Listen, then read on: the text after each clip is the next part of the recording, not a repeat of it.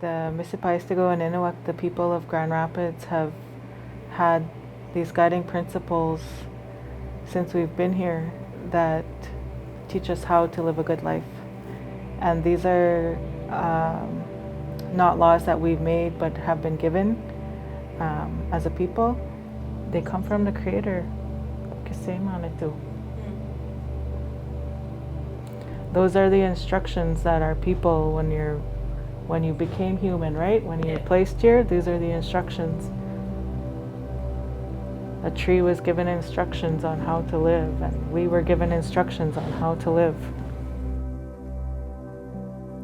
So we brought together a group of our elders and our knowledge keepers to talk about these guiding principles so that we can use them to help protect our lands and our waters and to reclaim some of what we've lost. So at the center of the flower is Pimatisiwin, the good life, and the petals representing different principles that we need to have and balance in ourselves to have that good life.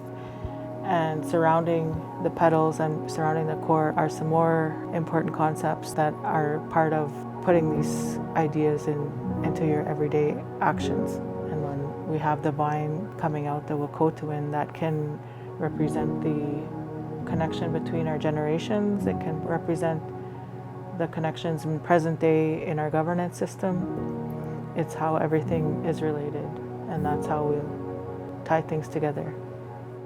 Well, Pimatisiwin is a word that says it's your life, but it's not a place that's just there. It's a path that you follow. When you say Pimatisiwin, it means you're living this life. It's a path. It's a Pimatisi life. And then when you say Minopimatisi, that's a good life, you're saying good life.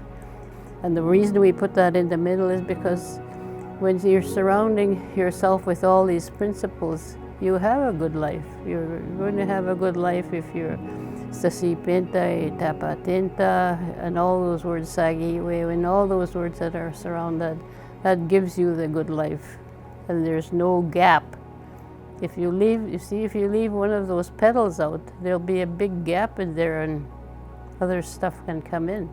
This actually goes back to before treaty, and this is who we are as a people, the inherent rights and how we conduct ourselves, what makes us Cree.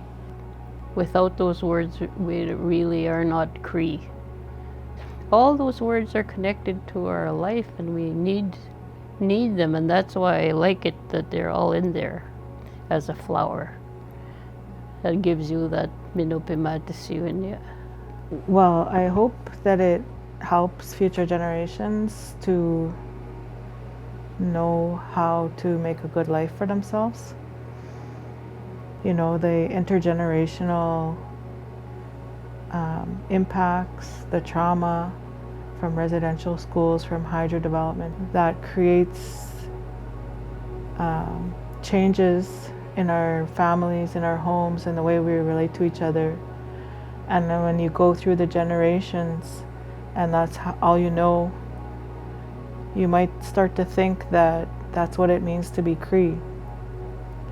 That violence and addictions and alcohol, those are the norms, but they're not, you know, like it's very important to me to be able to get this knowledge from our elders, preserve, and put it in an accessible way to share with people in our community. And for children, right? For children to understand this is where you come from.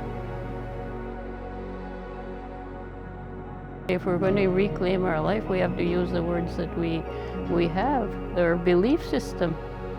It's decolonizing our institutions, it's decolonizing our own lives, minds, you know, the programs, everything that we do is going back to that so that we can rebuild in a healthy and good way.